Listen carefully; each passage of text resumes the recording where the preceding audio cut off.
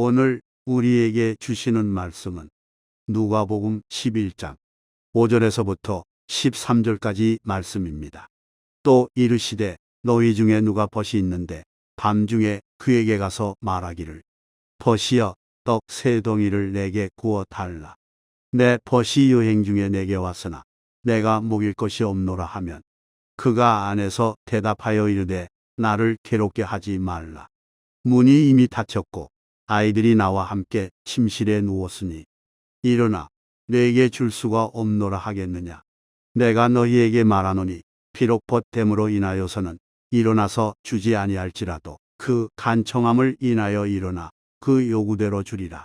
내가 또 너희에게 이르노니 구하 그러면 너희에게 주실 것이요 찾으라 그러면 찾아낼 것이요 문을 두드리라 그러면 너희에게 열릴 것이니 구하는 이마다 받을 것이요 찾는 이는 찾아낼 것이요 두드리는 이에게는 열릴 것이니라.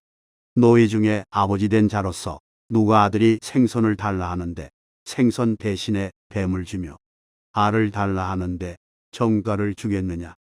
너희가 악할지라도 좋은 것을 자식에게 줄 줄 알거든 하물며 너희 하늘 아버지께서 구하는 자에게 성령을 주시지 않겠느냐 하시니라.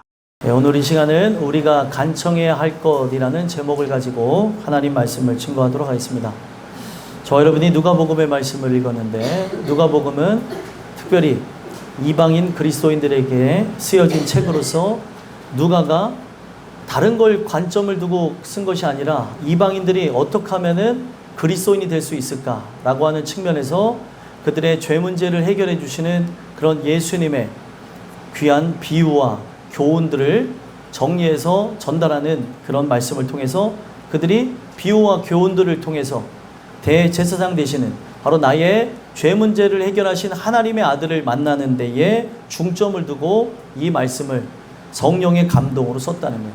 오늘도 여러분들이 성령의 감동을 통해서 누가가 하나님이 주신 그 의도를 파악하여서 썼던 이 말씀과 같이 여러분들에게 그런 은혜가 있었으면 좋겠습니다.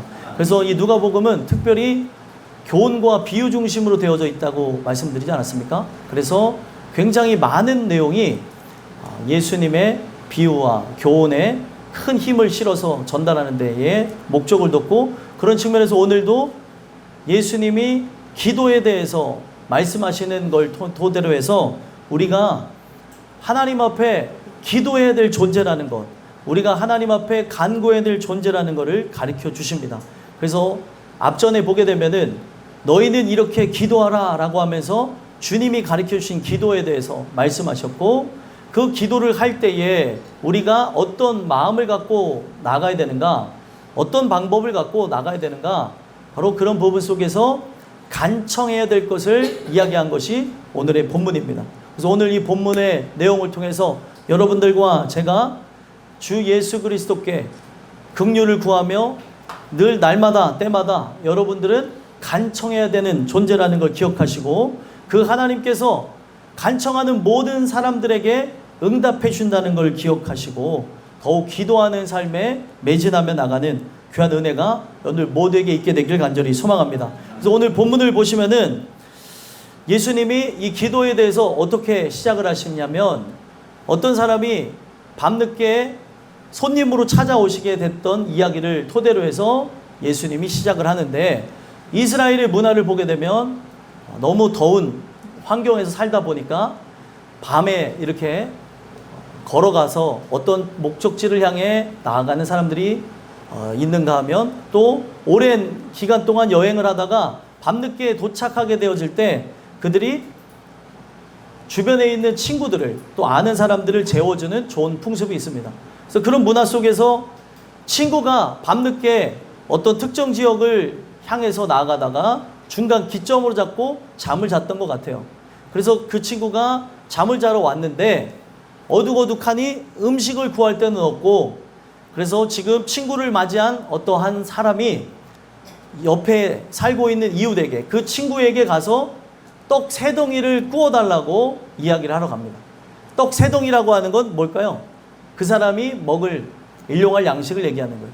그래서 일용할 양식을 그 사람이 먹어야 편안하게 쉬기 때문에 이것을 꾸러 나갔던 거죠. 그러니까 그들이 살아가는 문화 속에서 손님이 왔는데 음식을 대접하지 못하면 그것도 민폐가 되기 때문에 음식이 떨어진 그 상황 속에서 친구에게 가서 떡 3덩이를 꿀 수밖에 없었던 겁니다. 그래서 그런 부분 속에서 친구에게 나아갔는데 이 친구에게 나아간 시각이 문제가 됐던 거예요. 시각이 언제였습니까? 아주 밤늦게였던 것 같아요. 그래서 6절에 보게 되니까 6절, 7절에 보게 되니까 어떻게 해요? 7절에 보니 이 시간이 굉장히 늦었다는 것을 알 수가 있죠.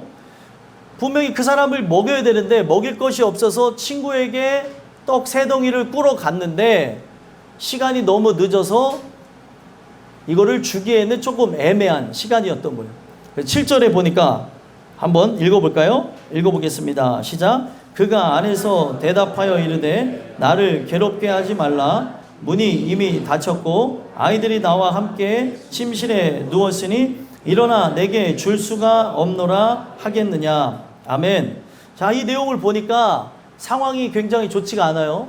왜 그런가 하고 봤더니 이스라엘의 그 전통 가옥을 보게 되면 쉽게 얘기하면 복층 구조로 되어 있어요. 뭐 1층, 2층이라고 할 수 있겠지만 그냥 1층을 복층으로 만들었다고 해도 과언이 아닌데 그렇게 해서 이 2층이라고 우리가 가정하게 되어질 때 1층은 어떻게 되어졌냐면 짐승들이 함께 우거하는 마구간이 있고요. 거기에 거실이 있어요. 그 거실과 그 짐승이 살고 있는 마구간을 통과해서 사다리를 타고 올라가야 거기에 쉽게 얘기하면 우리가 사는 침실이 나오게 되는 겁니다. 그러니까 우리가 볼 때에 그들이 사는 침실이 결국에 뭐예요? 우리가 생각할 때는 다락방으로 보여지는 거죠. 그래서 마가의 다락방에 갔더니 우리가 생각하는 다락 구조가 아니에요. 다락방이 곧 뭐예요? 안방이고 침실이었던 거예요. 근데 지금 이스라엘의 전통 가옥을 보게 되면 이런 형태로 되어졌다고 말씀드렸는데 특별히 지금 이 말씀에 나와져 있는 이 사람은 가난한 집에 그 농사를 짓고 살아가는 사람이 아니었을까. 농부들이 살아가는 전통 가옥이 바로 한 그 다락 안에 한 방 안에 일렬로 쭉 누워서 한 이불을 덮고 잔다는 거예요. 우리가 어려웠을 때 과거에 한 이불 덮고 이렇게 살았죠. 기억이 안 나시죠? 아무튼 그런 시절이 있었습니다. 한 이불을 덮고 살았던 적이 있는데 지금 이 말씀의 배경인 이 가난한 어떠한 집안도 한 이불을 덮고 자는 그런 모습이 있었다는 거죠. 그래서 한 이불을 덮고 자는데 어떻게 자겠습니까? 저기 이제 계단 옆에서부터 아이들이 어린아이들이 자고 저 안쪽에 부모님이 주무시는 거예요. 아버지 어머니가. 그러면 이제 아버지 어머니가 저 안쪽에서 깨게 되면 어떻게 해요? 아이들을 넘어서 가든 앞에 돌아서 가든 지나가면서 또 이불도 한 이불을 덮고 있으니까 이렇게 펼치게 되면은 어떻게 해요? 애들이 깰 수밖에 없는 구조죠. 그러니까 지금 이 밤에 그렇게 늦게 찾아오는 거는 소위 말하면 민폐였던 거예요. 근데 그 민폐를 자행하면서까지 친구가 친구에게 와서 떡 3덩이를 구워달라고 했던 이유가 무엇이에요? 이것이 하나의 예절이고 누군가를 섬기는 좋은 도가 되어지니까 이것을 해야 된다고 생각하니 와서 요청하는 거예요. 근데 이 사람은 어떻습니까? 이 집안 환경상 구조상 지금 저 맨 구석에서 아이들을 통과해서 계단을 내려가서 이 사다리를 내려가서 짐승이 있는 마구간을 통과해서 바깥으로까지 나가려면은 굉장히 많은 걸 거쳐 나가야 되는 귀찮은 상황이었던 거예요. 근데 그 귀찮은 그 상황 속에서 친구가 계속해서 요구하는 거죠. 만약에 여러분들이 밤늦게 누군가 찾아왔다고 하면 문 열어줍니까? 안 열어줍니까? 여기마다 다 다르죠. 누군가 열어줘야 된다, 열어주지 말아야 된다. 요즘은 이에 그 목소리도 이렇게 변조할 수 있는 시대가 됐잖아요. 그렇기 때문에 밤늦게 막 누가 열어주는 그런 것도 이제 없어야 된다고 사람들이 그렇게 얘기하지 않습니까? 열어주든 열어주지 않든 여러분들의 자유인데 지금 친구가 와서 그렇게 간청을 하는 그런 상황이라는 거예요. 요즘에 제가 야식을 끊어가지고 살이 조금 빠졌어요. 근데 금요일날 끝나고 나면은 출출하면은 친구한테 전화를 합니다. 이 친구는 거의 저한테는 거의 맥가이버 같은, 맥가이버 모르시죠? 다들 젊으셔갖고 보는데 맥가이버. 그냥 뭐든지 손으로 다 해내는 그런 친구인데 심지어 요리까지도 잘해요. 친구야, 내가 오늘 라면이 먹고 싶다. 그러면 밤 11시가 돼도 라면을 끓여줘요. 그럼 제 아내랑 가서 먹는 거예요. 이런 민폐가 어디 있을까요? 아무튼. 그러면서 막 신나게 먹는 거예요. 애들 옆에서 구경하고 있어요. 너네들 들어가서 자라. 애들은 가라. 그러면 저도 한 입만 주세요. 그러면 안 돼, 안 돼. 이러면서 그러는데, 중요한 거는 제가, 이 부부 속에서 친구 집이니까 전화를 하고 안 자는지 확인도 해요. 문자를 해서 자니? 그러면 안 잔다 그러면 야, 라면 하나만 끓여줄 수 있냐? 제가 라면을 못 끓여서 그러는 게 아니고 친구랑 그렇게 대화하는 맛이 좋아서 그렇게 민폐를 자주 끼칠 때가 있었어요. 야식을 끊었으니까 친구한테 이제 민폐를 끼칠 일이 없겠죠. 근데 제가 이런 말을 왜 드리냐? 중요한 거는 친구라고 하는 존재는 바로 허울 없이 이렇게 할 수 있는 존재였던 거죠. 그래서 이게 민폐임을 알고도 이 사람이 와서 이야기를 하니까 친구가 굉장히 그날따라 피곤했을 수도 있고 여러 부분에서 스트레스가 되는 이 상황 속에서 8절에 뭐라고 얘기하냐면 내가 너에게 말하더니 비록 벗됨으로 인하여서는 내가 일어나서 주지 아니한다. 하지만 그 간청함으로 인하여 일어나 그 요구대로 주리라. 그 요구대로 주는데 뭐 때문에 준대요? 간청함 때문에. 간절히 간구하는 그것 때문에 준다라고 얘기하는 거예요. 오늘 여러분들과 제가 이 내용 속에서 함께 살펴봐야 되는 게 있습니다. 뭘 살펴봐야 될까요? 오늘 이 부분 속에 두 가지 측면을 바라다 보면서 우리는 하나님의 그 측면을 먼저 이해하고 또 간청하는 사람의 입장에서 말씀을 듣고자 하는데 하나님의 입장에서 이걸 보게 되어진다면 지금 이 사람은 친구인데도 불구하고 간청함으로 인하여서 어떻게 했어요? 그의 요구를 들어줬어요. 그러면 하나님은 어떠하시겠습니까?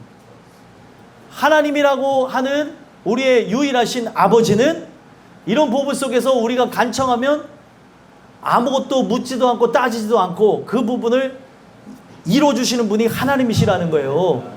아니 그 친구도 귀찮지만 간청함 때문에 너 내가 친구여서 들어준 게 아니라 하도 네가 요구해서 들어준다라고 하면서 들어주는데 우리 천부 하나님께서 모든 부분에서 여러분들에게 은혜를 주시고자 여러분들의 삶에 문제를 해결해 주시고자 기다리고 있는데 내가 간구하지 않아서 이루어지지 않는 것뿐인데 그 하나님은 기다리고 계신다는 걸 보여주는 거죠. 아주 감사함으로 기뻐함으로 여러분들에게 그 기도에 대한 그 요구사항을 응답을 들어주시겠다는 거예요. 오늘도 이 메시지를 통해서 하나님은 이런 분이십니다. 우리가 그 하나님 앞에 기도하지 않으면 어떻게 하겠냐는 거예요. 오늘 그 하나님은 어떤 상황에서도 여러분들의 그 간청함, 간구함을 기다리고 있다는 걸 기억하시면서 하나님 앞에 기도하는 여러분들과 제가 됐으면 좋겠고요. 그러면 하나님은 준비가 끝났어요. 하나님은 언제나 나의 모든 기도에 응답해 주시기를 원하시는 하나님이라고 이야기를 하고 있는 거죠. 그러면 우리는 지금 이 친구가 민폐를 끼치면서도 했던 게 무엇이요? 간청이죠. 그 간청함을 갖고 우리는 세 가지 구하라, 찾으라, 두드리라 라고 하는 주님께서 우리에게 응답하실 때까지 해야 될 일에 대해서 기도에 대해서 우리에게 방법을 가르쳐 주는 거예요.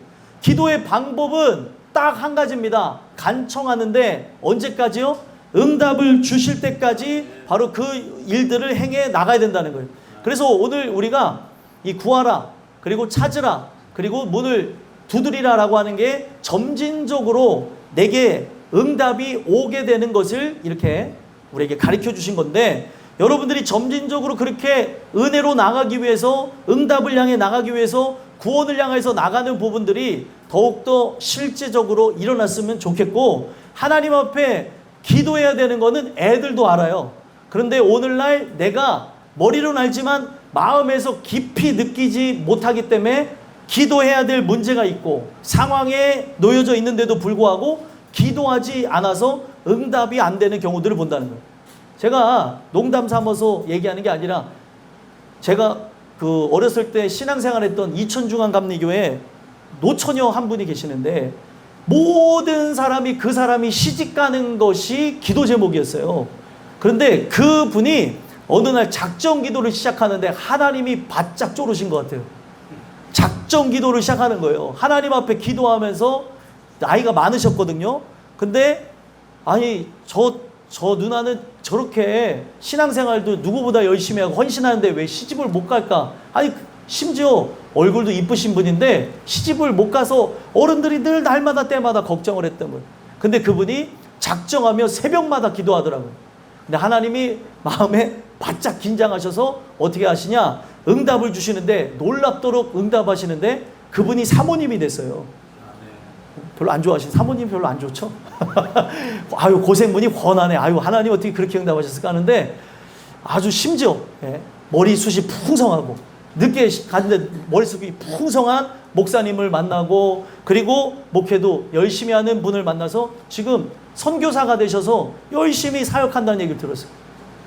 제가 그 소식을 들으면서 또 그 이야기를 실제로 보면서 제가 느낀 게 무엇이냐면 하나님은 내게 모든 사람이 진짜 모든 사람에 대해서 하나님이 주실 선물 보따리를 준비하고 있는데 우리가 기도하지 않아서 하나님 앞에 간구하지 않아서 이루어지지 않는 것을 봤다는 거죠. 아멘. 여러분들 청년들 뿐만 아니라 청년들은 여러분들 시집장가 가고 싶으면은 정말 베스트 사람을 놓고 하나님 앞에 기도하셨으면 좋겠고 청년들 뿐만 아니라 아니 제가 이 얘기를 하는 이유는 어떤 특정 사람을 두고 얘기하는 것이 아니라 애들하고 물어보니 다 저기 시집장가 가고 싶은 거예요. 그러면은 기도해야죠. 하나님의 사람을 만나게 해달라고. 그리고 어른들도 마찬가지입니다. 삶의 문제와 역경과 환란이 있을 때 여러분들 새벽을 깨우면서 기도해 보시라는 거예요. 그때 하나님이 여러분들에게 예비되어진 사람을 만나게도 하시고 예비되어 온 것들 우리에게 주시면서 우리가 영원한 천국을 향해 나아갈 수 있도록 하게 하신다는 거예요. 그래서 그 간청함을 갖고 기도하며 나가는 부분들이 있었으면 좋겠어요. 그래서 우리가 제일 먼저 해야 되는 게 무엇이에요? 첫 번째가 구하라 라는 말이에요. 구하라. 구하라는 게 무엇이에요? 끊임없이 요청하는 거죠. 근데 이 요청의 대상에 대해서 우리는 분명하게 알고 하나님께서 이 모든 부분을 내게 주실 거를 믿고 성경은 기도하고 간구하라고 얘기하죠. 근데 그 부분에서 핵심적인 게 무엇이에요? 어떤 세속화된 것을 구하는 것이 아니라 하나님이 보시기에 가장 좋은 게 뭐예요? 좋은 것이 성령이죠.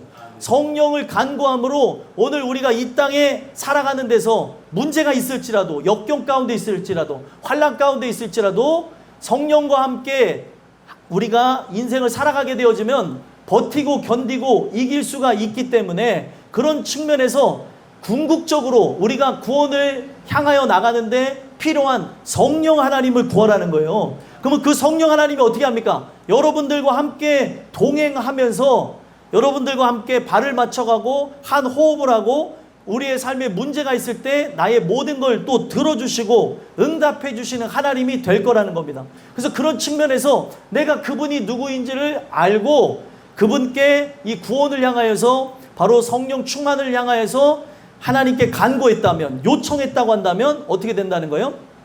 그러면 너희에게 주실 것이요. 주신다는 거예요. 그러면은 이게 얼마나 가치 있는지를 이게 얼마나 소중한 것인지를 알게 되어지면 모두가 다 구하겠죠. 근데 중요한 거는 오늘날 그리스도인들이 이 가치를 모르니까 기도해야 될 이 부분들을 건강 상태하고 연결을 시켜서 자기의 상황 가운데 연결시켜서 하는 부분들이 있다는 거예요. 여러분들 이게 되게 중요한 부분인데 저는 건강이 안 따라주는데요. 건강이라고 하는 거는 상황에 환경에 맞춰가는 겁니다. 건강하려고 우리가 모든 삶을 뜯어 고쳐야 되는 경우가 있어요. 예를 들면은 우리가 이 당에 문제가 생기게 되어지면 혈당기를 갖고 다니면 체크를 합니다.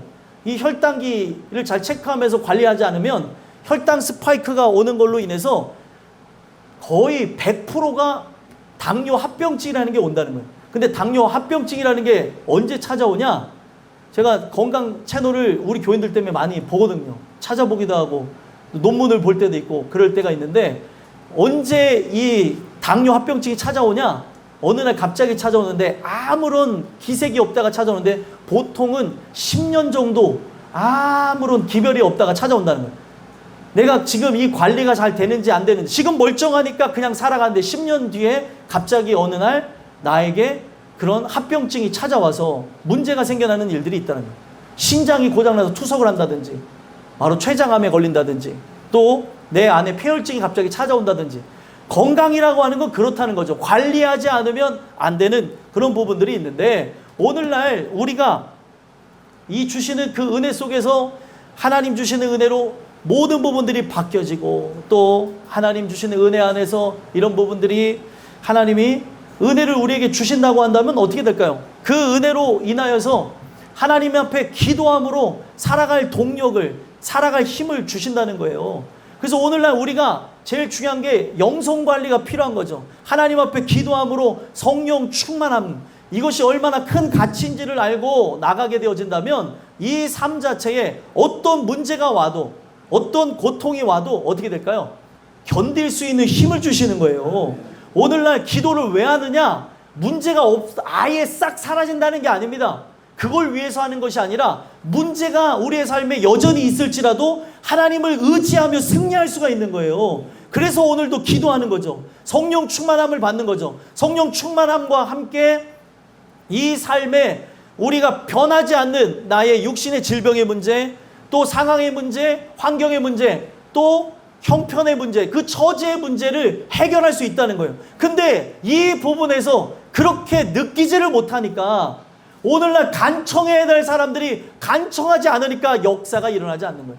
그래서 여러분들, 오늘 제가 이 말씀을 왜 드리냐? 하나님 주시는 그 역사하심을 통해 여러분들 모두가 하나님 앞에 간청하게 되어지는, 구하게 되어지는, 하나님께 정말 이 세상을 승리하기 위해서 나는 성령 하나님이 필요합니다. 그 성령 하나님의 임재하심과 동행하심, 그리고 내주하시며 충만케 하심을 요구하며 나가는 여러분들과 제가 됐으면 좋겠습니다. 그러면 그분이 계속해서 은혜를 공급해 주실 것이고 살아갈 힘을 주실 것이고, 그러다가 우리가 어떻게 되어질까요?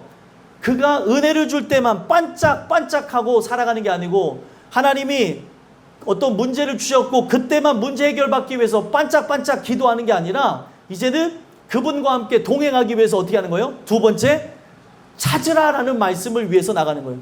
찾으면 어떻게 된대요? 찾으면 찾아낼 거라는 거예요. 자, 왜 찾아가는 거죠? 그러니까 누군가 나를 도와줬어요. 이 도와줄 선의의 마음을 갖고 있는 어떤 특정 대상은 나를 끝까지 도와주고 싶은 걸 내가 깨달았다고 한다면, 내 삶에 어떤 문제가 있어요. 재정적인 문제가 있을 수도 있고, 상황적인 문제, 또 어떤 건강의 문제, 뭐 이런 문제가 있는데 이 사람은 나를 적극적으로 도와줄 것을 안다고 하면 수소문해서라도 찾아내겠죠. 그래서 찾으라라고 하는 것은 찾아낸다고 하는 것으로 이것을 결론을 짓고 있는데, 이 찾는다는 것은 어떤 겁니까? 계속해서 날마다 때마다 하나님의 은혜를 간구하는 것. 우리가 왜 예배 자리로 나오는 거예요? 그분을 찾는 거죠.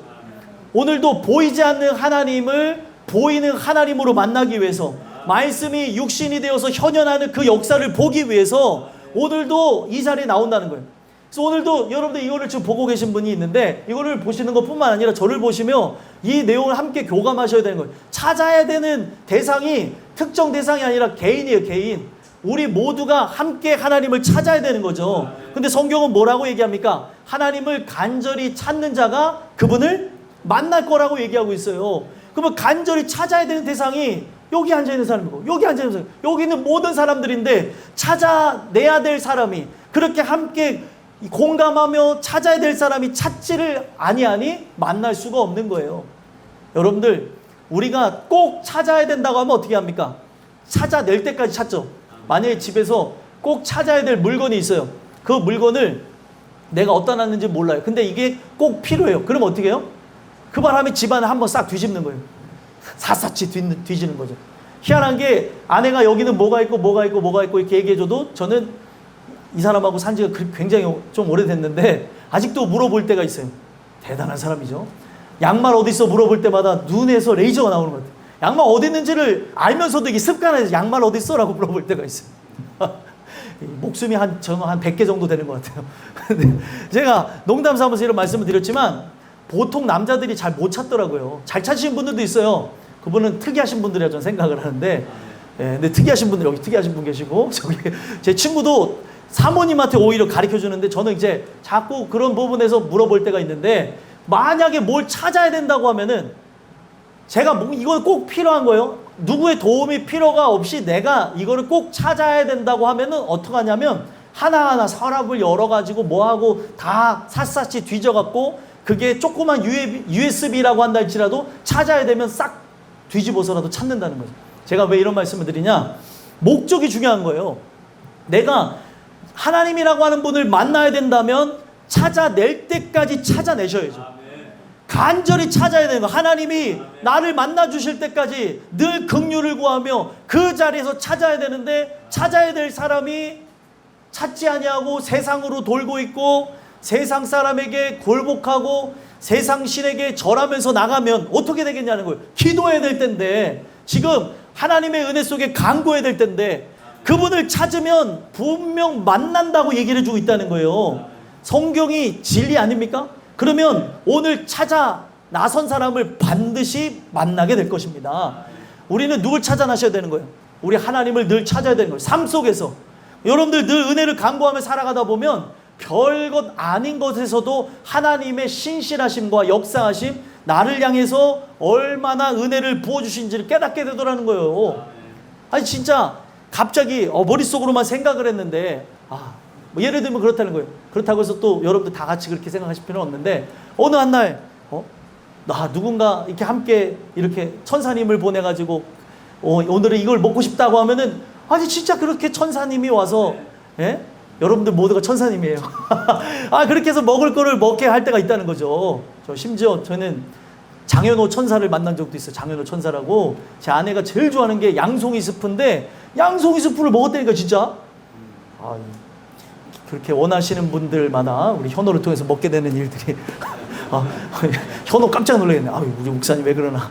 아니 이게요, 별거 아닌 것 같은데 하나님은 나의 신음소리에도 응답하신다니까요. 그러면 이 사람이 하나님을 전심으로 전력으로 찾고 있는데 응답을 안 주시겠냐는 거예요. 그 분을 만나기 위해서는 우리는 끊임없이 찾아야 되고, 이 장소가 어딘가 찾다가 여러분들 여러 상황 속에서 우리는 다 각가지 다른 환경 속에서 땅끝 교회라는 곳으로 하나님이 모이게 하셨어요. 그러면 모이게 하신 이유가 뭘까요? 우리가 서로 연합하여서 이 마지막 시대에 모든 사람들에게 지표가 되는 교회를 이루기 위해서, 이 교회가 세워진과 동시에 여러분들의 영혼도 더 깊어지고 더 하나님의 은혜 속에 세워지라고 우리를 부르셨다는 거죠. 교회를 찾아 나서기까지도 여러분 여기도 찾아보고 저기도 찾아보잖아요.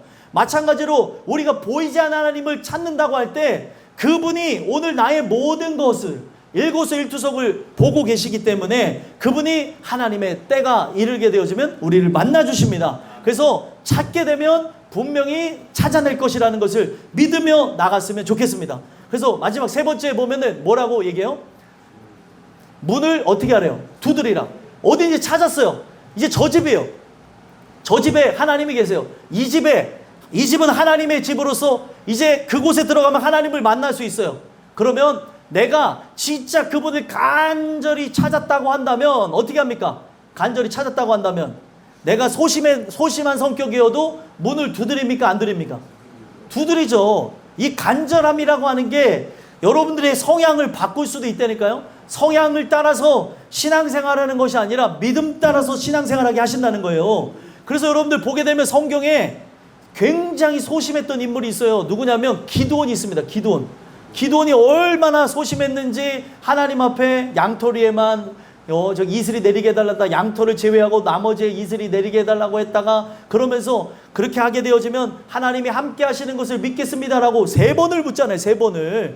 근데 그 3번을 물으면서 결국에 그렇게 소심하고 그리고 사람들 앞에 나서지도 못했던 기드온이 하나님이 함께 한다는 걸 믿으니까 어떻게 됐어요?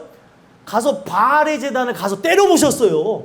이거는 누가 봐도 기드온이 때려부셨다는 것을 알고 있지만 기드온 아버지에게 지혜를 줘서, 야 이게 너네 신이 살아있다고 한다면 이렇게 때려 부숨을 당하겠느냐 라면서 그렇게 해갖고 걔네들을 부끄럽게 해서 돌아가게 하는 장면이 있는데, 이런 부분 속에서 우리는 분명히 기질이라는 게 있겠지만 기질 따라서만 살아가는 것이 아니라 믿음 따라서 살아간다는 거죠. 그래서 하나님이 그 믿음을 주니까 그렇게 소심했던 기드온이 나중에 300용사를 데리고 미디안의 그 모래알과 같은 그 수많은 숫자가 있는 그 군사들과 300명이 싸워서 승리했다는 거예요. 그런데 이게 말이 돼요, 안 돼요? 말로는 안 되는 거죠. 이게 기적이 일어나는데 그 벌벌벌벌 떠는 그 사람을 하나님이 함께 하신다는 용기를 주니까 확 변해버렸다는 거예요. 오늘도 우리가 이제는 무엇인지를 알았어요. 아, 하나님 앞에 기도하면 하나님께서 이루어주시는 걸 알았어요. 사람들이 이렇게 얘기하죠. 기도면 다다. 기도면 하나님이 기도하게 되면 다 응답 주신다. 만약에 여러분들이 정욕을 위해서 구한 게 아니라고 한다면 반드시 응답 주실 줄 믿습니다. 기도가 방법이고 해답입니다 라고 하는 사람이 전 세계적으로 몇만 명이 되어져요. 엄청나게 많아요. 여러분들도 마찬가지고 저도 마찬가지. 기도가 방법이고 해답인 것. 그 기도를 받으시는 그 대상자, 주체가 누구십니까? 예수님이죠. 그래서 예수의 이름으로 의지하며 간구하며 나갈 때 반드시 하나님께서 응답을 주신다는 거예요. 그때 우리는 지금 이 말씀 그대로 점진적으로 구하라, 그리고 찾으라, 문을 두드리라 라고 하는 것을 하나님이 가르쳐 주셨어요. 그분께 간구하는데 이제는 하나님이 나의 유일한 해답인 걸 알았어요. 그러면은 문을 두드리는데, 문을 두드릴 때 우리는 언제까지 두드려야 돼? 거기에 사람이 있는 게 분명해요. 열릴 때까지 우리는 두드려야 되는 거예요. 너무 쉬워서 귀 안 들어오세요? 예? 너무 쉬워서 못 하겠어요? 문을 열 때까지 두들겨야 된다니까요. 아니 진짜예요. 제가 어렸을 때 그 근처에 불이 났어요. 근데 그 집에 그 불이 나서 지금 사람이 타 죽게 생겼는데 거기에 어르신이 이제 어르신은 아니죠. 젊은 남자분이 50대 이제 남성분이 주무시고 있는 건데 이제 아내가 퇴근하고 일찌감치 이제 오셔서 봤는데 남편이 거기서 주무시고 있는 거 불이 났는데 그때의 문을 어떻게 두드릴 것 같아요, 여러분들? 예? 문을 두드리다가 못다가 이제 뭐 예를 들면은 이름이 수철이라고 이제 수철 아빠 막 이렇게 하다가 나중에는 야 수철아 난리가 난 거예요. 막 문을 막 발로 차고 너 정신 차리라고 이제 지금 자면 안 돼. 그러니까 이 아저씨가 머리가 세입져서 왜 이렇게 시끄러워 보니까 불이 난 거를 이제 확인하고 나오셨던 거. 그 동네에서 이 아주 유명한 일인데 그래갖고 그 수철 아빠는 이제 사셨는데 수철아 이러면서 아무튼 그래서 사셨는데 이름은 정확히 기억이 안 나요. 근데 그때 집을 홀라당 탔는 사람들이 박수를 쳐줬어요. 그랬더니 아직도 사람 사는 데가 그때 좋았다고 생각한 게 이 사람이 재산을 다 잃었고 불이 다 탔는데 살았다는 걸로 여기 또 머리도 약간 끄슬려서 나왔어요. 감사합니다. 아직도 그게 기억이 나요. 저는 살았잖아요. 그러니까 너무 좋다고 하면서 막 박수 쳐주고 웃고 그러면서 나중에 엉엉 붙잡고 울더라고요. 야 근데 이거 집은 어떡하냐 다 탔네 이러면서 다시 시작하면 되지 하면서 사람들이 박수 쳤던 이런 걸 제가 경험했는데 아니 거기 안에 진짜 깨워야 될 사람이 있어요. 그러면 우리가 소리를 지르면서까지 하는데 지금 이걸 들어주시는 분이 누구예요? 우리 예수님이 지금 문을 닫고 계시는데 지금 내가 오기만을 기다렸던 그 분이 내가 문을 두드린다고 하면은 그 문 두드림이 길게 가겠습니까? 아니면 금방 열어주시겠습니까? 예? 그분이 금방 들어주실 거라는 거예요. 기도는 어떻게 하면서 기도해야 돼요? 그가 금방 들어주실 것처럼 기도하고 나가는 거예요. 그분이 이루어주실 걸 믿고 나가는 거죠. 응답이라고 하는 건 그런 거예요. 성경에 보게 되니까 응답이라고 하는 게 분명 주의 첫째 날에 떨어졌어요. 정말 하나님 주시는 은혜 속에서 70일에 대한 70년에 대한 그 내용을 갖고 우리가 아는 다니엘이 기도했어요. 하나님 70년이 지났는데 왜 우리 민족을 고토로 돌리지 않습니까? 라고 기도했을 때 그 70년에 대한 비밀과 함께 70일에 대한 이야기를 주실 때에 주의 첫날에 응답을 줬대요. 근데 어떻게 됐을까요? 주의 첫날에 응답이 떨어졌으나 하늘에서 전쟁이 있는 거예요. 영적 전쟁이 있어서 미가엘과 사탄이 전쟁을 하는 것 때문에 며칠째의 응답이 떨어졌대요. 21일째. 그래서 21일 생일에 기도회가 생겨난 거예요. 누가 만들었냐고 물어보지 마세요. 예, 그렇게 생겨난 거고 21일 금식도 그런 것 때문에 사람들이 이렇게 해가지고 하면 좋겠다 해서 만드는 거죠. 중요한 거는 응답이 떨어졌는데 그 응답이 이루어지는데 21일이 걸렸다는 거예요. 저 바깥에 지금 들어올 때 빛이 환하죠. 시커먼 거 띄어서. 예? 그 응답이 월요일날 떨어졌어요. 아니 응답은 주일날 떨어져서 그렇게 해서 해야지라고 해갖고 월요일날 딱 움직였는데 저게 언제 이루어졌게요? 예, 어제 이루어졌어요. 예. 아니, 이거를 하면서 함께 염원하면서 아주 화냈으면 좋겠다라고 동일한 마음을 갖고 있었던 여러분들이 계셨어요. 그랬던 분들이 이걸 봤을 때는, 아니, 저게 왜 안 떨어지는 거지? 라고 할 때, 아니, 이 부분이 떨어진 거는 월요일날 해결이 되어지기로 했는데, 이게 이루어진 거는 토요일에 이루어졌더라는 거죠. 오늘날 하나님의 기도 응답은 반드시 지금도 이루어졌습니다. 그러면 뭐가 막고 있는 거예요? 공승 권세 잡은 마귀가 이걸 막고 있는 거예요. 그래서 하나님 앞에 기도해야 되는 거죠. 하나님, 이것이 분명 응답이 이루어졌을 거라 믿는데 주님, 막고 있는 세력이 있는 것을 성경을 통해 확인했습니다. 주여, 간구하고 기도하오니 응답하여 주시옵소서. 그래서 기도해야 되는 거예요. 그래서. 근데 기도해야 될 사람들이, 간구해야 될 사람들이 이것 때문에 저것 때문에 왜 이렇게 핑계댈 게 많습니다. 핑계가 없는 무덤은 없대잖아요. 다 핑계가 있어요. 오늘날 이거에 대한 간절함이 있냐는 거예요. 하나님이 나의 삶의 구주가 되시고 임금이 되시고 해결해야 될 유일한 하나님이십니다 라고 한다면 우리는 매달릴 수밖에 없는 거죠. 그래서 문을 두드리는데 언제까지요? 열릴 때까지 두들겨야 되는 거예요. 근데 열릴 때까지 두드려야 될 사람들이 함께 기도하고 간구하지 못하니까, 아니, 여러분들 우리의 삶 속에 예배라고 하는 건 조금씩 늘려가는 거예요. 평일에 안 나왔던 사람은 평일에 수요일부터, 또 수요일 이제 드리다 보면 금요일부터, 수요일 금요일 나오셨으면 이제는 새벽 예배까지 하나하나 이렇게 해 나가는 거죠. 신앙인이라고 하는 건 바로 그런 거예요. 어떻게든 지금 저는 직업상 이거를 들을 수 없는데요. 그러면 녹화된 영상 있잖아요. 우린 피할 길이 없어요. 가급적이면 그걸 통해서 여러분들 중심이 어디 있는지를 하나님께 비춰드리라는 거죠. 중심은 하나님 앞에 있지도 않으면서 핑계만 된다는 거예요. 기도할 수 있는 길을 열어줬는데, 바로 예수님이 바로 해답이라고 그랬는데, 내가 곧 길이요 진리요 생명이라고 얘기했는데, 예수님을 믿기만 하면 살게 된다고 했는데 믿지를 못해서 죽더라는 거예요. 그래서 이게 뭐냐면, 오늘날 하나님이 길을 여셨는데도 오늘 나라고 하는 존재가 믿음이 없어서 멸망하게 되는 존재들이 되어지더라는 거죠.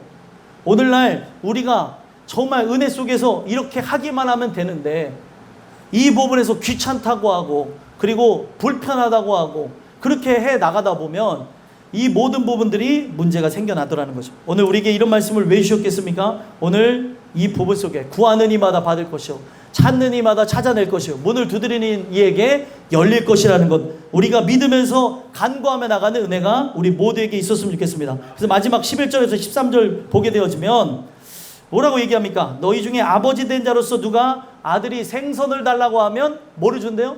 뱀을 주는 사람이 있겠느냐? 생선과 뱀이 어때요? 비슷하게 생겼죠? 이게 토막을 내서 끓이면, 죄송합니다, 식사전인데, 이게 저는 뱀은 너무 싫어요. 뱀탕 몸에 좋다 해도 뱀탕은 안 먹습니다. 뱀이 싫어서. 뱀을 왜 먹어요? 딴 거 좋은 거 많은데. 그래도 싫어요 그냥. 근데 이거 보세요. 이게 보면은 생선의 한 토막, 머리와 꼬리를 잘라낸 요 생선의 한 토막과 뱀의 일부분의 한 토막이 막 바글바글 끓이고 있으면 어떻게 해요? 생선 토막하고 비슷하다는 거죠. 그렇다고 한들 내 아들이 생선 달라고 했는데 이 생선 달라고 한 거를 무시하고 아버지가 몸에 좋은 것이니까 뱀탕 먹어하면서 뱀탕 주는 사람 있습니까? 없습니까? 없죠. 물론 예전에 개고기 주신 분들이 있었어요. 개고기 좋다고 하면서 소고기라 하면서 속이시면서 주신 어른들이 많이 있었는데, 예. 중요한 거는 지금 여기서 얘기하고 있는 게 무엇이에요? 생선을 달라고 하면 이 아들이 필요한 거는 생선이에요. 그러면 생선을 줘야지. 비슷하다고 해서 뱀을 주면은 아들이 기뻐합니까? 기뻐하지 않습니까? 기뻐하지 않죠. 생선 먹고 싶다고 하는 사람들 생선을 끝까지 줘야 되는 거예요. 생선 주지 않으면 기쁨이 없습니다. 뱀을 줘봐요. 좋아하겠습니까? 자, 그 부분에서 이야기를 하고 또 12절에 보게 되면 알을 달라고 하는데 뭐를 줬대요? 정갈. 아니, 알을 달라고 했으면은 먹을 수 있는 알을 줘야지. 정갈 독이 들은 거 그거를 주면 되겠습니까? 아니, 황복이 몸에 좋다고 해가지고 황복을 그 독을 제거할지도 모르는 사람이 막 해갖고 황복 몸에 좋아하고서 그걸 끓여주면 어떻게 됩니까? 죽어요. 동네에서 이런 일들이 농촌에서 종종 있잖아요. 이렇게 하다 실수해갖고 돌아가시는 분들이 있다는 거. 황복에 그 독에 중독이 돼서 돌아가시는 안타까운 일들인데, 그런 일들이 1년에도 몇 번씩 있다고 하지 않습니까? 그래서 1급 조리사 자격증이 있지 않으면 그거를 하지 말라고 그렇게 권유한다고 얘기하지 않습니까? 마찬가지로 알을 달라고 하는데 정갈을 주겠느냐? 이건 잘못됐다는 거죠. 그러면서 13절에 뭐라고 얘기해요? 너희가 악할지라도 좋은 것을 자식에게 준대요. 그러면 하늘 아버지께서 구하는 자에게 뭐를 주시지 않는데요? 성령을 주시지 않겠느냐? 성령을 주시려고 하나님은 기다리고 있다는 거예요. 믿으십니까? 그러면은 여기에서 단 조건이 있어요. 성령을 받기 위해서. 여기 13절 하단에 보니까 뭐라고 나와졌어요? 누구에게 준대요? 구하는 자에게, 원하는 자에게 주는 거예요. 내가 이 가치와 그리고 이 위용과 그리고 이 어미가 얼마나 큰지를 모르는데 그런 사람에게 그냥 성령을 주겠습니까? 성령을 주시지 않아요. 그 성령은 인격체로서 우리와 함께 동행하시는 보혜사가 되시잖아요. 그래서 우리와 함께 동행하며 영원한 천국에 나갈 수 있도록 성령을 통해서 그리스도와 연합케 하시고 말씀을 깨닫게 하시는 분이 성령 하나님입니다. 그래서 이 성령이 나와 함께 하기를 여러분들이 구해야 되는 거죠. 그래서 예배 캠페인도 하는 이유가 뭐예요? 슬기로운 예배 생활 캠페인 하는 이유도 우리가 기도하며 예배를 준비하며 나오자는 거죠. 기도하며 하나님 은혜가 필요합니다 라고 예배를 시작한 것과 하하호 떠들다가 예배를 시작한 것과 같습니까? 틀립니까? 틀리죠. 우리가 마음과 태도와 행동 자체가 어떠한지를 생각해보며 돌아봐야 되는 거예요. 그래서 오늘 우리가 중심이 진짜 하나님을 향해 있다고 하면은 그 중심이 하나님을 향해 있는 사람은 어떻게 행동하게 될까요? 오로지 이것을 주실 수 있는 분이 바로 하늘 아버지밖에 없다고 한다면 하나님 아버지께서 응답해 주시는 주체라는 걸 내가 이제 깨달았다고 한다면 어떻게 해요? 열어주실 때까지 문을 두드려야 되는 거예요. 여기 있는 모든 사람들은 찾아냈습니다. 그분이 이제 누군지를 알아요. 응답의 주체가 하나님인 걸 다 압니다. 이제는 어떻게 해야 돼요? 문을 두들겨야죠. 열어주실 때까지. 여러분들에게 이 생각 또한도 누가 주신다고요? 기도해야 될 생각도 하나님이 주신대요. 왜 기도를 못하는 걸까요? 제가 결단을 못해서. 아니에요. 궁극적인 부분에서 하나님이 이 생각을 주시지 않았다고 하는 불편한 생각을 가지셔야 돼요. 하나님이 나에게 이런 깨달음을 주시지 않았다는 것은 하나님이 나를 사랑하는 게 맞는가? 나를 이끌어 가시는 게 맞는가? 그런 돌아봄이 있을 때에 간구함도 생겨나는 거죠. 기도라고 하는 것은 인간이 그냥 스스로 할 수 있는 게 아닙니다. 바리새인의 기도하고 세리의 기도하고 같습니까? 틀립니까? 틀리죠. 바리새인의 기도는 어때요? 사람들에게 보이려고 광장 어귀에서 하나님은 광대하십니다. 하나님은 이렇게 일하십니다. 라고 하면 사람들에게 보이려고 일한다는 거예요. 근데 세리의 기도는 어때요? 세리의 기도를 보게 되니까 하나님 내가 바로 죄인 중에 괴수입니다. 내가 죽일 사람입니다. 주님 나는 당신이 은혜를 베풀어 주지 않으면 살 길이 없습니다. 라고 하면서 하나님 앞에 바짝 엎드린 게 세리의 기도라는 거예요. 기도는 여기서부터 시작되는 거예요. 그분만이 나에게 구원을 주실 수 있고 그분만이 나에게 능력을 주실 수 있고 그분만이 나에게 은혜 주실 수 있습니다. 이걸 믿어야 되는 거예요. 근데 바리새인은 뭐예요? 나는 이 부분이 다 해결됐다는 거예요. 난 구원의 문제가 해결됐으니까 영광의 주님을 찬양합니다. 우리에게 필요한 거는 부활의 영광밖에 없습니다. 할렐루야! 기뻐합시다. 기뻐합시다. 아니 기뻐하지 말자는 의미가 아니고 이 의미를 잘 봐야 되는 게 자칫 잘못하면 바리새인과 서기관의 모습이 우리가 될 수 있다는 거예요. 항상 우리는 긍휼이 필요한 존재, 은혜 받은 죄인, 또 오늘도 은혜가 필요한 존재라는 걸 기억해야 되는 거예요. 의롭게 되어진 것은 내 행위로 난 것이 아니잖아요. 하나님의 은혜로 되어진 것이니 늘 하나님의 은혜가 얼마나 큰지를 헤아리고 살아가야 되는 거예요. 근데 오늘날 이 은혜로 살아가야 될 어린아이, 그리고 청소년, 청년, 장년, 또 임직자들이 기도해야 되는데 기도의 가치를 모르고 자기의 힘으로 한번 살아보겠다고 하니 인생은 더 힘들어지는 거예요. 여러분들 기도해 보시라는 거예요. 내일부터 당장 기도해 보시게 되면 여러분들의 삶이 변한 게 아무것도 없을지라도 기도한 것으로 마음가짐이 달라지게 되고 상황, 환경, 형편, 처지가 바뀌지 않았을지라도 내가 바뀌었기 때문에 살 수 있습니다. 뭐 힘들 때마다 다 이직할 거예요? 힘들 때마다 다 그만둘 거예요? 그만둬도 돼요. 근데 중요한 거는 어떤 상황에서는 견뎌야 될 때도 있는 거죠. 어떤 상황에서는 이 부분을 우리가 헤쳐나가야 될 때도 있는 거예요. 물론 어려우면 그만두셔야 됩니다. 제 얘기의 핵심은 오늘날 우리가 어려울 때에 내 힘으로 해결하려고 보면은 자꾸 피해가고 도망갈 수밖에 없어요. 그러나 하나님 주시는 힘과 능력으로 나가면 나를 갈구는 사람이 직장에 있을 수 있나요, 없나요? 경험해 보신 분들 많네요. 별 사람들 다 있습니다. 근데 그 사람들을 내가 마주할 때 뭐가 달라졌냐면, 은혜를 충만히 받고 나가면 떠들어라, 나는 오늘도 기차와 같이 간다. 예? 기차는 목적지를 향해서 오 하고 가는 거예요. 그냥 축축축축 하면서. 오늘날 우리는 그런 부분이 은혜를 받게 되면은 의연하게 되어지고 태어나게 되어지고 초월적인 그런 부분을 경험하게 되는 거예요. 아, 그러십니까? 이러면서 오늘날 이런 부분들이 은혜가 충만할 때만 우리가 여유가 있고, 은혜가 충만하지 않으면 어떻게 될까요? 삶의 여유가 없어지게 되면서 어떻게 되는 줄 아십니까? 다 귀찮아지는 거예요. 이게 나를 가두게 되는 거고, 내가 바로 이런 문제 속에 들어가게 되는 거예요. 여러분들의 삶의 이유가 정말 하나님 주시는 은혜를 통해서 깨닫게 되어진다면 기쁨과 감사가 넘쳐나게 될 줄 믿습니다. 저는 마지막으로 얘기하고 싶은 게 있어요. 제가 기사를 하나 보다가 어떤 사람이 정말 힘이 들어서 죽으려고 했는데, 그 죽으려고 하면서 했던 이유 중에 하나가 자기가 많은 문제를 경험하게 되고 우울증을 경험하게 되면서 인지장애가 오면서 그 지적장애를 앓게 되어졌대요. 지적장애를 앓게 되면서 더 세상에서 생활할 수가 없고 죽으려고 할 때 짜장라면이 먹고 싶다는 생각이 들었대요. 죽으려고 할 때 짜장라면 한 번만 끓여 먹고 죽고 보자. 그 생각 되게 웃기죠. 근데 이 생각을 이렇게 갖고 짜장라면 한 번 먹었는데, 제가 이제 얘기하는 걸 잘 들으셔야 돼요. 그 짜장라면을 먹은 거, 짜장면 먹고 싶네요. 그걸 딱 먹은 것만으로 어떻게 됐냐면 그 오감이 막 살아나면서 행복감을 느꼈대요. 근데 자기가 이 인지 능력도 이렇게 문제가 생겨나고, 그리고 지금 우울감과 박탈감 속에 건강도 좋지 않고 하기 위해서 이 짜장라면을 어떻게 하면 늘 먹을 수 있을까라고 하면서 짜장라면을 더 많이 먹기 위해서 운동도 하고, 짜장라면을 더 많이 먹기 위해서 이제 이불을 박차고 바깥에 나가기 시작했는데 6개월 동안 짜장면만 먹었대요. 짜장면을 좋게 뭐에 꽂혔는지 모르겠는데 그 짜장면 하나 때문에 그 사람은 우울증을 치료했다고. 아, 그러니까 이게 중요한 게, 그 사람이 그냥 평범한 늘 먹을 수 있었던 건데, 아, 죽기 전에 짜장라면이라 나는 끓여 먹자, 짜파게티 나는 먹자 하면서 먹었는데, 파하고 딱 먹었는데 눈이 활짝 뜨면서 이렇게 맛있는 걸 내가 죽으면 되겠는가 라고 하면서 그거를 계속해서 먹기 위해서 노력하고 운동하고 하는 것으로 우울증을 극복했다고 하는 걸 봤어요. 자, 세상 사람도 문제를 극복할 때 그렇게 나가는데, 오늘날 우리가 천지의 주제가 되신 그 하나님이 여러분들의 삶의 이유와 목적이 되시면은 우리가 이 모든 것을 헤쳐나갈 것이 있습니까? 없습니까?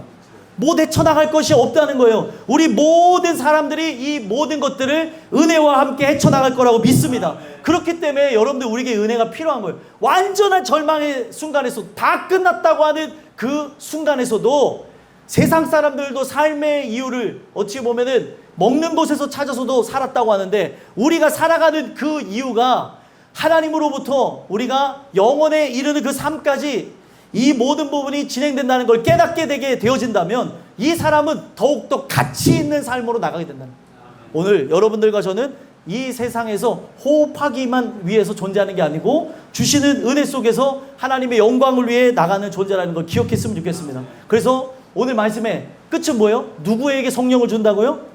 구하는 자에게. 여러분들, 구함으로써, 하나님 앞에 간구함으로써 성령을 주심으로 성령의 그 내주하심과 그 역사하심, 그리고 충만케 하심을 통해서 여러분들의 삶에 버틸 힘과 그리고 이길 힘을 그분으로부터 공급받고 끝까지 우리가 표대를 잡은 줄로 여기지 않고 승리하며 나가는 귀한 은혜가 여러분들 모두에게, 저에게 있게 되길 간절히 소망합니다. 기도하겠습니다.